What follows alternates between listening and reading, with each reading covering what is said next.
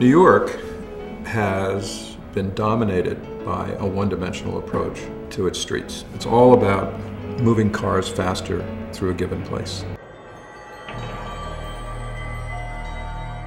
The real danger is its antisocial qualities, its environmental qualities, and the fact that we're getting ever more dependent. We now have 230 million automobiles. I mean, that's probably one for every man, woman, and pet. It shouldn't be considered a privilege to walk or bicycle in your own neighborhood and not get hit by a truck. That should be a basic right. So it's going to be increasingly difficult for New York to market itself as a place where you can get the most done in the least period of time with the best workforce if in fact we're not able to solve the congestion problem. We've got to be able to get to the point, something that in fact enhances complexity, that enhances flexibility, that frees us from stasis, because the automobile, it just doesn't work. We introduced something called congestion charging here in London, which was designed to reduce traffic flows into the center of the city, as well as to reduce congestion. In terms of congestion charging, I think what that has done is given a strong message to cities across the Western world that the road is a scarce good, and therefore we have to have some way of making people feel differently about the way they use it. Just in the 4 years plus that I've been here, we've achieved a major change in that public transport use is now up 4% and automobile use is down 4%. And now we can be a model for other cities. So if New York's focusing on this and paying any attention at all, they've got a good model in London to follow.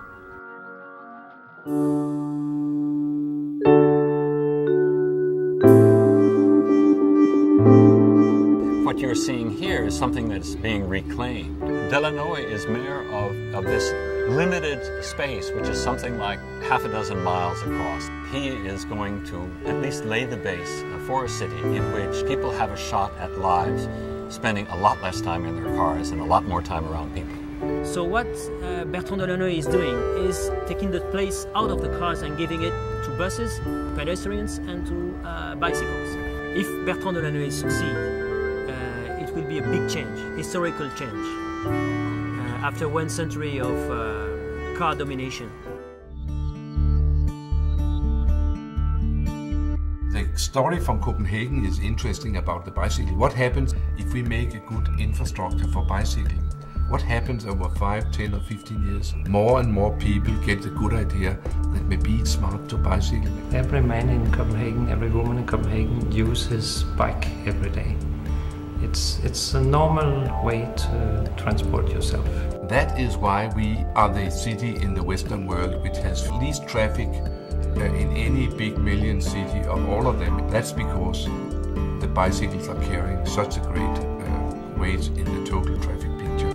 It's really wonderful to live in a city where every day when you wake up in the morning, you realize that today the city is a little bit better than yesterday. I've had this feeling now for almost 40 years. Fundamentally, when you say, what's the difference between great cities and mediocre cities around the world? And it has to do with the quality of their public spaces. Because how else is your opinion of a city shaped except by your experience of walking down the street? We cannot continue to go on the same path that we're on right now. It's not sustainable for the world's greatest city, to be as openly hostile, as it is to pedestrian and bicycle-friendly infrastructure. It seems to me that in the course of the 20th century, what we did was to lose the street to the internal combustion engine and to rapid movement. So the purpose is to move through an area very quickly rather than to pause and be in the neighborhood. The purpose of life is not to sit on top of a mountain by ourselves, but the purpose of life, the highest purpose of life and of existence, is to live in a situation where we can see other human beings and enjoy them.